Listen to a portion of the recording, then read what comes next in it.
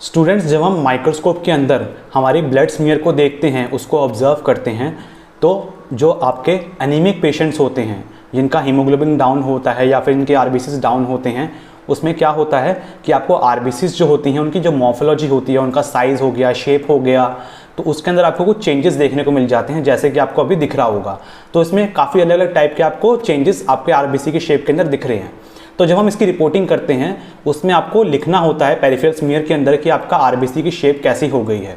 Okay, normocytic है, target cell है, सैंथोसाइट है, कीनोसाइट है, कोई इंक्लूजन बॉडीज तो उसके अंदर नहीं है, आरबीसी के अंदर कुछ दिख रहा होगा तो उसको पहचान के आपको रिपोर्टिंग करना होगा, उसमें रेटिकुलोसाइट्स तो नहीं दिख रहे आपको।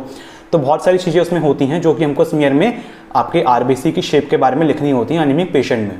तो ये आज के लेक्चर में हमको सीखने को मिलेगा कि आपका जो आरबीसी है उसकी अलग अलग शेप कैसी कैसी होती हैं और उसको हम कैसे पहचानें माइक्रोस्कोप के अंदर। तो आरबीसी की हम कुछ एक बार पहले रिवीजन कर लेते हैं। छोटी सी जो नॉर्मल आरबीसी होता है वो कैसा होता है।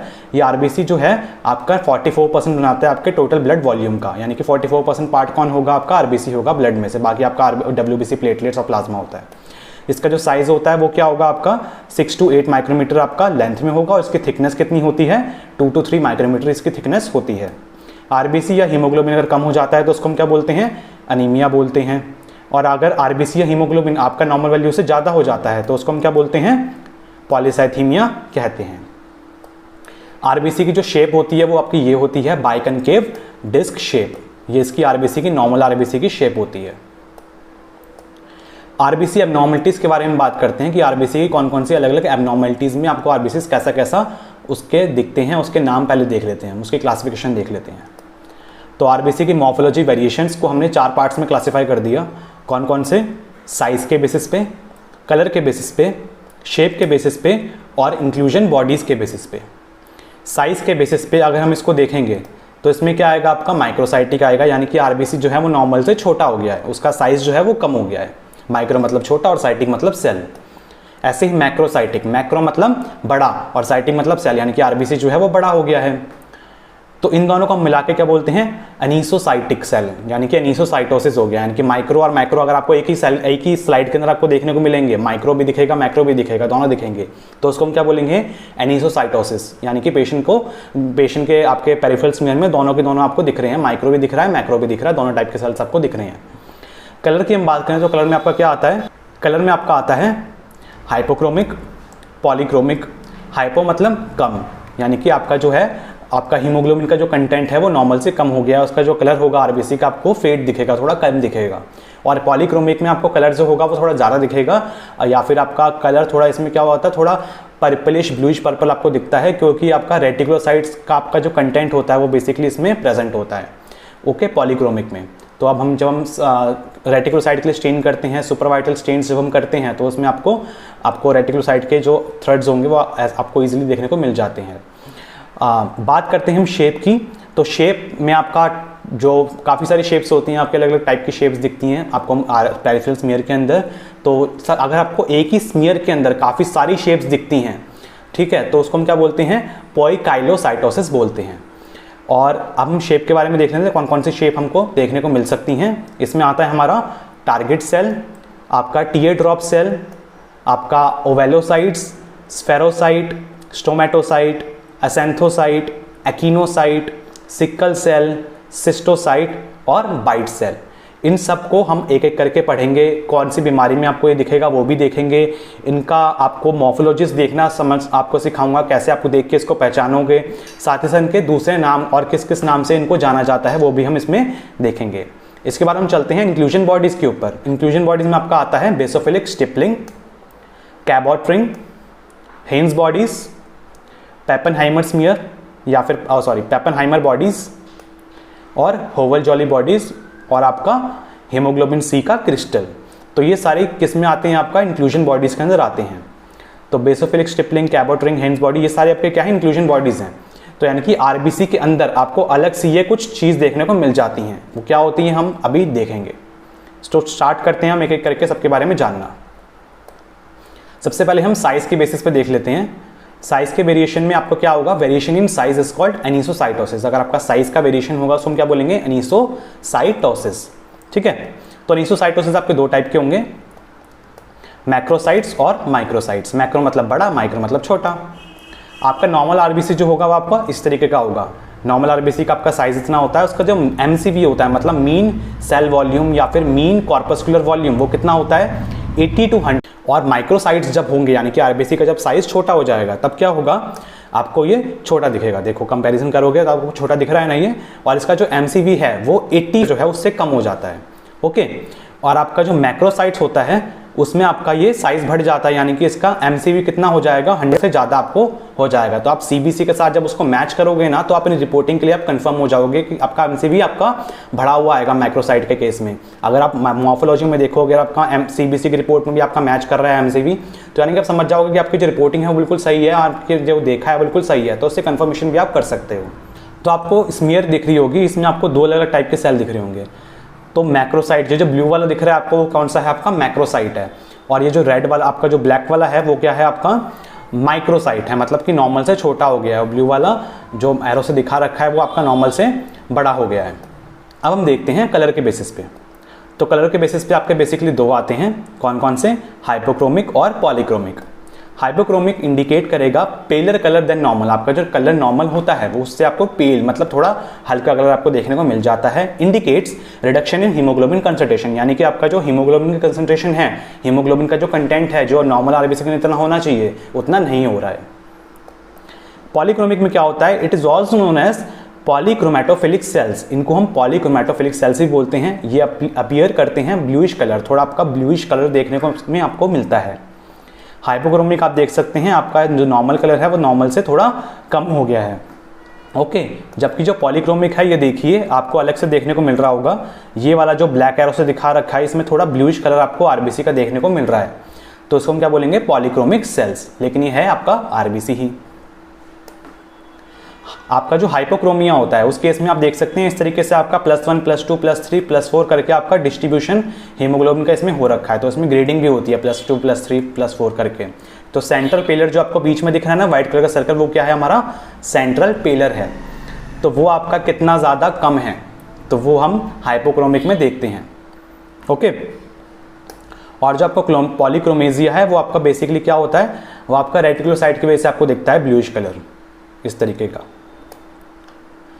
इसके बाद हम देखते हैं शेप के बेसिस पे। तो शेप के बेसिस पे एक बार रिवाइंड कराया तो आपको हमारी ये शेप्स होती हैं, target cell, teardrop cell, ovalocyte, spherocyte, stomatocyte, acanthocyte, echinocyte, sickle cell, schistocyte and bite cells. तो ये सारी क्या होती हैं, इसकी शेप्स होती हैं। इनको हम एक एक करके अभी देख लेते हैं। सबसे पहले हम देखते हैं टारगेट सेल। टारगेट, जैसे आपने देखा होगा डार्ट में बीच में टारगेट होता है ना, तो बुल्स आई, तो ये क्या होता है इसमें टारगेट सेल में हम देख लेते हैं। It is also known as codocytes. इसका दूसरा नाम क्या है, कोडोसाइट्स होता है, codocytes. RBC with distinct targets like और बुल्स आई अपीयरेंस। तो टारगेट की तरह या फिर बुल्स आई की तरह क्या होती है, इसकी अपीयरेंस होती है। आपको ब्लैक कलर के एरो से दिख रहा होगा इमेज के अंदर आपको ये वाला और ये वाला क्या है, आपका ये टारगेट सेल्स हैं। ओके, तो इसमें बीच में आपको दिख रहा है ना एक आपका टारगेट, आपका जैसे आप डार्ट खेलते हैं तो बीच में आपका रेड कलर का जो होता है मेन वाला, तो ऐसे ही आपका टारगेट की तरह आपको दिखेगा इसमें। Observe in certain medical condition such as, कौन कौन से मेडिकल कंडीशन आपको देखने को मिलेगा, ये लिवर डिसीज में, थैलेसीमिया में, आपका आयरन डेफिशिएंसी एनीमिया में, और आपका हीमोग्लोबिनोपैथीज में। आपका टीयर ड्रॉप सेल देखते हैं हम। टीयर ड्रॉप सेल देखिए क्या होता है, आपको दिख रहा होगा आंसू की तरह, टीयर मतलब आंसू, टीयर ड्रॉप। तो आपको आंसू की तरह आपको इमेज में दिख रहा होगा सेल, ये रहा आंसू की तरह, ये भी आंसू की तरह, आंसू की तरह। तो आपको जैसे आंसू शेप का होता है ऐसा बन जाता है आपका RBC. It is also known as dacrocytes. तो डैक्रोसाइट्स भी इनको कहते हैं हम, डैक्रोसाइट्स। डिस्टिंक्ट टीयर लाइक और पियर शेप्ड अपीयरेंस। तो आंसू की तरह या फिर आपको जो पियर होता है, नाशपाती होता है, उसकी तरह आपको ये देखने को मिलता है। Which are and pointed and one end and other end rounded और बल्किंग। तो एक पॉइंट आपका कैसा होगा, पॉइंटेड होगा, और दूसरा कैसा होगा, बल्किंग इसकी शेप हो जाएगी। एक दूसरा पॉइंट इसका बल्किंग हो जाएगा। Observed in certain medical condition जैसे कि माइलोफिब्रोसिस, थैलेसीमिया, आपका आयरन डेफिशिएंसी एनीमिया, हीमोग्लोबिनोपैथीज। तो ये सारी कंडीशंस में होती हैं। अब हम देखते हैं इसके बाद ओवेलोसाइट्स। ओवेलोसाइट्स मतलब oval shape, oval shape. It is also known as elliptocytes, elliptical shape. तो आप देखिए सबसे पहले ये राइट हैंड साइड में आपको इमेज दिख रही होगी ओवल शेप और एलिप्स की। ठीक है। ओवल शेप आपका कैसा होगा, अंडा अब जैसा अंडा होता है ना, अंडाकार शेप होगी इसकी।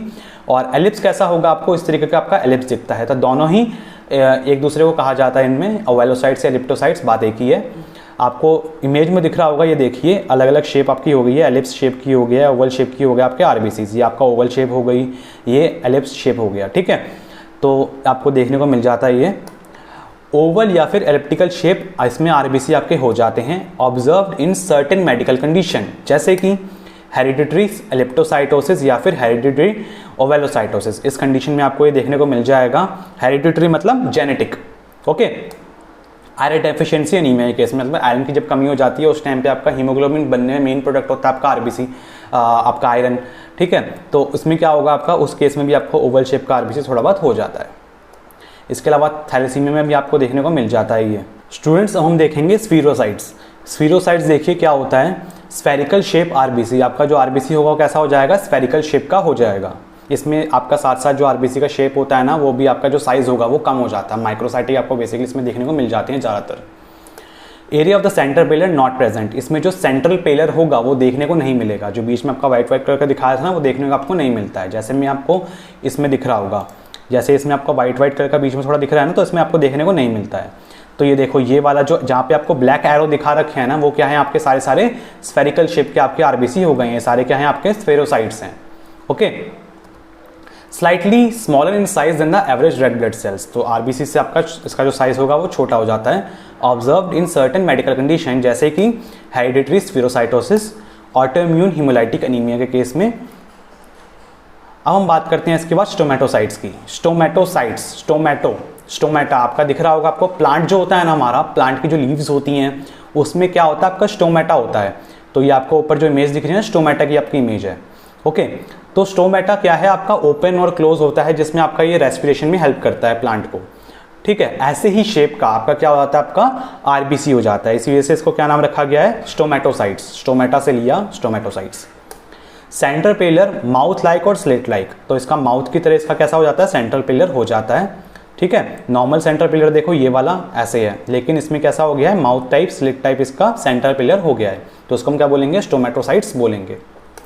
दे are uniconcave rather than biconcave, इसका कैसा हो जाएगा, जो आपकी शेप होती है हमारे नॉर्मल आरबीसी कैसी होती है, बाइकनकेव, लेकिन ये कैसा हो जाता है, स्टोमेटोसाइट यूनिकॉनकेव, मतलब सिंगल साइड से कॉनकेव होगा, दोनों साइड से कॉनकेव नहीं होता है। Giving then a bowl like experience observed in certain medical condition, जैसे कि हेरिडिटरी स्टोमेटोसाइटोसिस और एक्वायर्ड स्टोमेटोसाइटोसिस।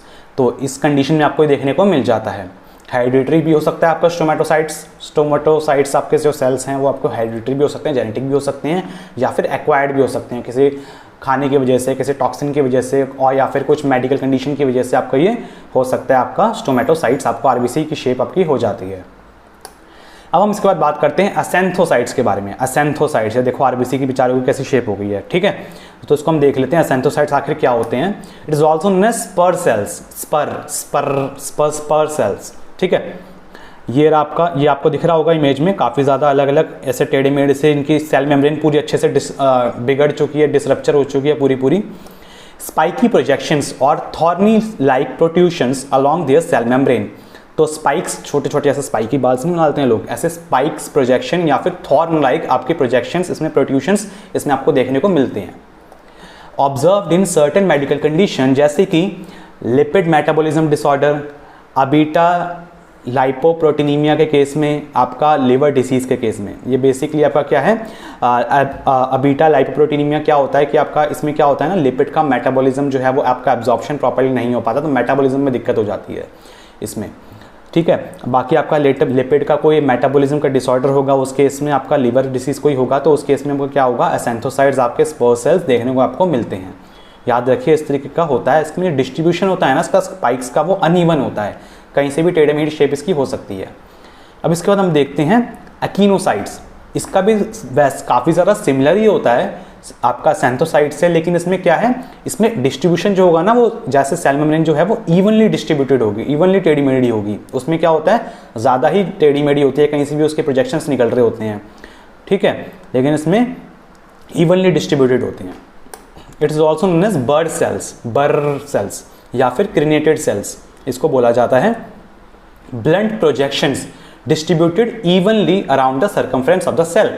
तो आपका जो आरबीसी होगा उसका जो सर्कमफ्रेंस होगा, मतलब बाहर वाली जो सेल मेम्ब्रेन होती है उस पे इवनली डिस्ट्रीब्यूटेड होगा। लेकिन उसमें क्या होता है, इससे पहले वाले जो हमने पढ़ा एसेंथोसाइट में क्या होता है, इवनली डिस्ट्रीब्यूटेड नहीं होता है। इन दोनों में डिफरेंस आपका बेसिकली क्या है, यही है। Observed in certain medical condition जैसे कि यूरीमिया, लिवर डिसीज, स्नेक मैनम, जहर सांप का, आपका आर्टिफैक्ट ऑफ स्लाइड प्रिपरेशन, या फिर आपने स्लाइड प्रिपेयर करते टाइम पे कुछ आर्टिफैक्ट्स में आ जाते हैं, उस केस में भी आपका ये क्या हो जाता है, इस तरीके को देखने को मिल जाता है। इसके बाद हम देखते हैं sickle cell. Sickle cell it is also known as drepanocytes. Drepanocytes कहते हैं सिकल सेल्स को। आपको देख सकते हैं ये एस शेप का थोड़ा बहुत आपको देखने को मिल जाएगा। सिकल सेल ये आपको देखने को मिल रहे हैं, ठीक है। ये सिकल शेप का आपका हो जाता है RBCs. Lack of central pallor are thin and appear curved और एस शेप्ड। इसमें जो होगा सेंट्रल पिलर वो बिल्कुल आपको देखने को ही नहीं मिलेगा। सेंट्रल पिलर आपको नहीं दिख रहा ना, बिल्कुल भी इसमें नहीं दिखेगा आपको सेंट्रल पिलर। ये कैसा हो जाएगा, बहुत ज़्यादा पतला हो जाएगा, पतला हो चुका है। एंड अपीयर कर्व्ड और एस शेप्ड, कर्व दिखेगा या फिर एस शेप का आपको देखने को ये मिल जाएगा आरबीसी का shape. Observed in certain medical condition जैसे कि सिकल सेल डिसीज और haemoglobin SC disease. Sickle cell disease होगा उस केस में, और आपका हीमोग्लोबिन एससी डिसीज होगा या फिर हीमोग्लोबिन एस डिसीज होगा, उस केस में आपको ये देखने को मिल जाता है। तो हीमोग्लोबिन एस केस में क्या होता है, आपका हीमोग्लोबिन जो होता है वो एस शेप का हीमोग्लोबिन एस बनता है उसमें। जो आपका नॉर्मल हीमोग्लोबिन होता है A1 A2 वो नहीं बनता, ठीक है। फिर इसके बाद देखते हैं schistocyte. Schistocyte it is also known as schizocyte और हेलमेट सेल। इसको हम सिजोसाइट या फिर हेलमेट सेल के नाम से भी जानते हैं। irregular or fragmented appearance resembling broken or fragmented pieces of RBCs।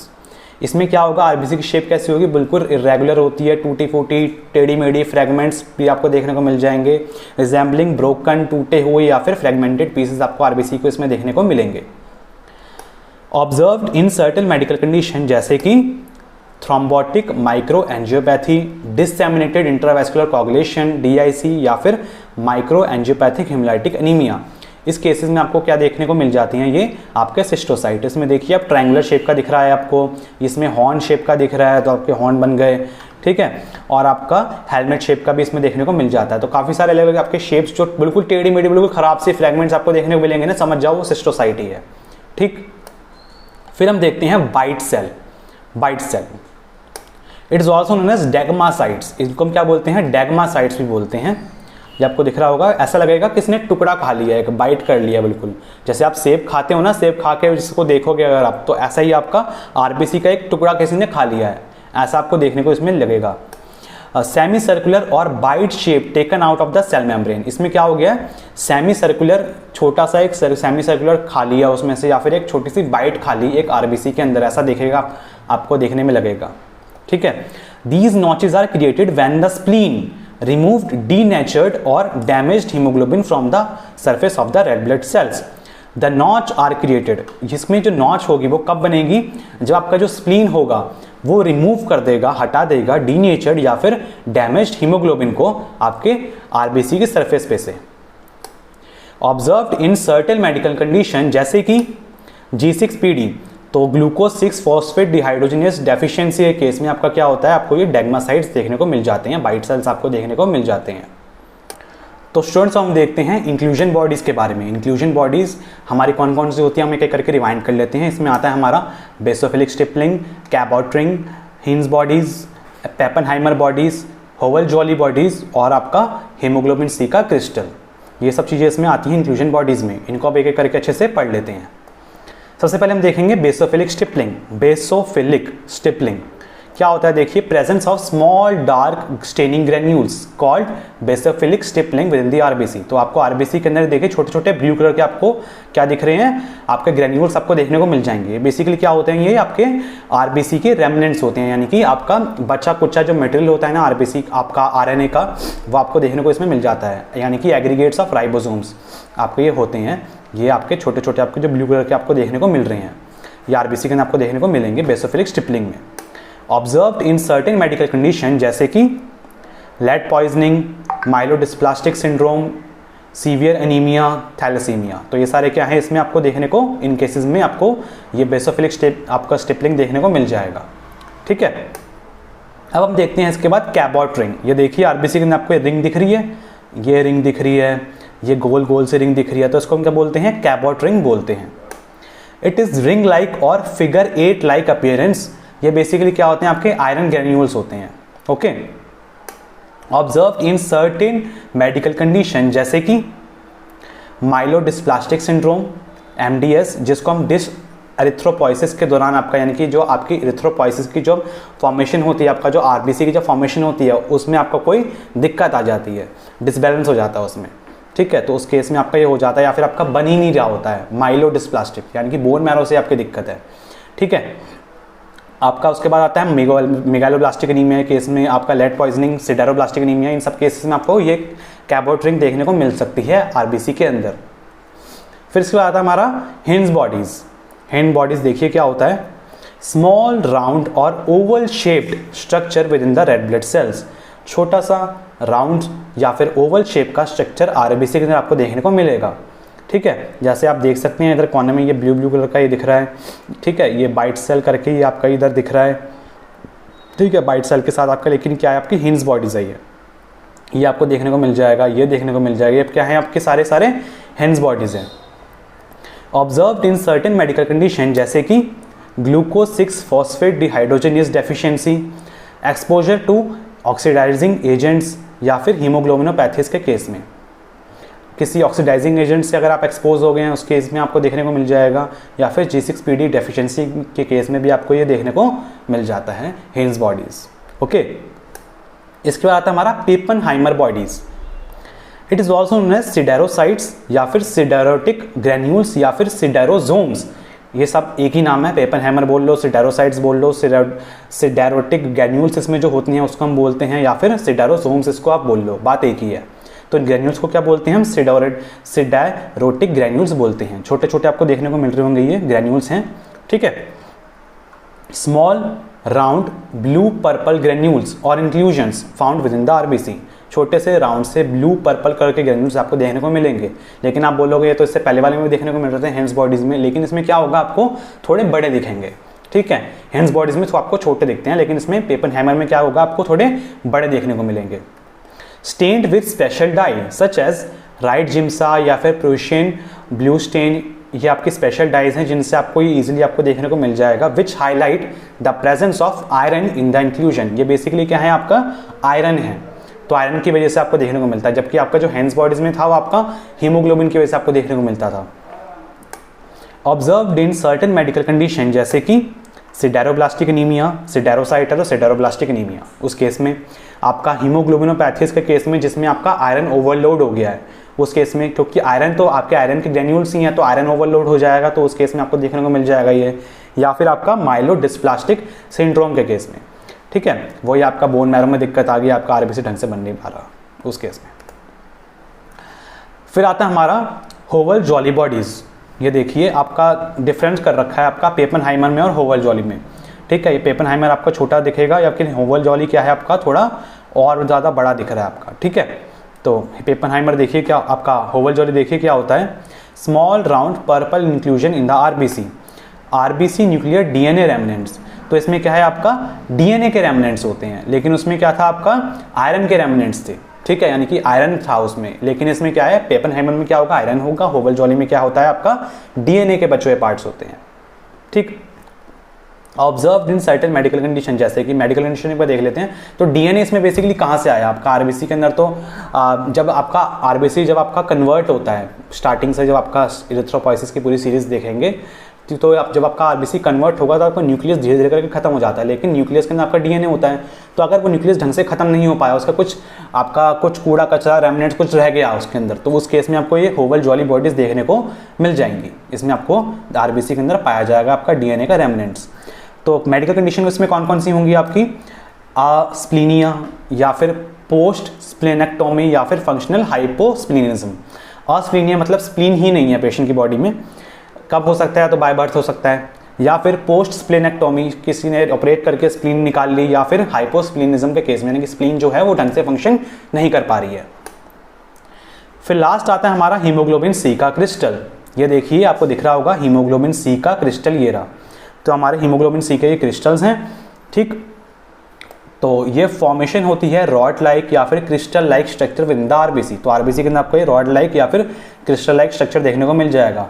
इसमें क्या है आपका, ये वाले में और ये वाले में डायरेक्ट आपको क्रिस्टल दिख रहा है, लेकिन ये वाला जो है ये तो है इंट्राकॉर्पस्कुलर क्रिस्टल, हीमोग्लोबिन सी क्रिस्टल, यानी कि सेल के अंदर ही आपका क्रिस्टल है ये वाला, ठीक है। तो सेल के अंदर आपका क्रिस्टल्स आ गया है। इंट्रा मतलब सेल के अंदर, जिसमें डबल एरो दिख रहा है आपको, ये इंट्राकॉर्पस्कुलर यानी कि सेल के अंदर आरबीसी के अंदर है।